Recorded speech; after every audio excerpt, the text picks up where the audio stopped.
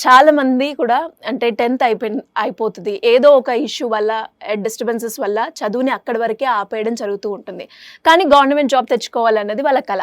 So అలా 10th class pass అయిన అక్కడి వరకే చదువుకునే వాళ్ళు ఎవరైనా కూడా గవర్నమెంట్ జాబ్ తెచ్చుకునే స్కోప్ ఉందంటారా? డెఫినెట్గా అమ్మా. ఏ రకంగా సార్? అంటే వివిధ రంగాల్లో ఫస్ట్ బ్యాంకింగ్ సెక్టార్ తీసుకున్నాం అనుకో అమ్మా, 10th క్లాస్ క్వాలిఫికేషన్తో ఎగ్జామ్ రాయడానికి అవకాశం ఉంది. అందరూ లేదనుకుంటారు. అది ఆఫీస్ అటెండెంట్లు అంటే గ్రూప్ 4 ఉద్యోగాలమ్మా.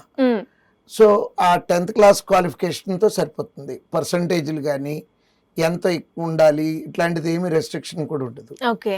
ఆ ఎగ్జామ్ సిలబస్ కూడా అమ్మా మన 10th క్లాస్ లోపు చదువుకున్నటువంటి అర్థమెటిక్, రీజనింగ్, ఇంగ్లీష్ చాలా సింపుల్గా, అంటే ఎగ్జామ్ క్వాలిఫికేషన్ 10th కాబట్టి పేపర్ కూడా అదే స్టాండర్డ్స్లోనే ఉంటుంది. దాంతో అది బ్యాంకింగ్ సెక్టార్లో. నెక్స్ట్ స్టాఫ్ సెలక్షన్ కమిషన్ తీసుకున్నాం అనుకోండమ్మా. స్టాఫ్ సెలక్షన్ కమిషన్లో MTS అంటారు, మల్టీ టాస్కింగ్ జాబ్. అంటే క్లరికల్ క్యాడర్ కన్నా తక్కువ, అటెండర్ కన్నా కొంచెం ఎక్కువ. మల్టీ టాస్కింగ్ అంటే ఈ మల్టీ టాస్కింగ్ ఉద్యోగం SSCలో మనము MTSగా సెలెక్ట్ అయితే దాంట్లో మనకి అసలు ఏ డిపార్ట్మెంట్లో వస్తాయి, income tax, customs, controller and auditor general, secretary, అంటే మనకి పార్లమెంట్లో ఉన్నటువంటి సపోర్టింగ్ స్టాఫ్, వీళ్ళందరూ కూడా MTS లేనమ్మా. వాళ్ళందరి క్వాలిఫికేషన్ కూడా 10th క్లాసే. ఓకే.